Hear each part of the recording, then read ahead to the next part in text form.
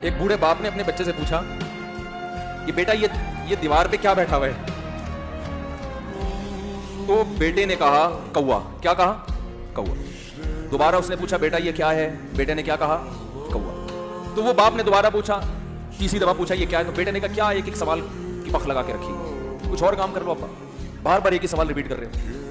तो बाप को अपना जमाना याद आया। उसने कहा बेटा जब तू छोटा था ना, तूने 20 मरतबा मुझसे पूछा था कि अब्बू ये 20 मरतबा पूछा था, और मैं एक दफा भी मैंने झुंझला के जवाब बोलो नहीं दिया। जो आजकल वालदैन के साथ हो रहा है, अपनी बीवी को देखा करो यार, कैसे पालती है,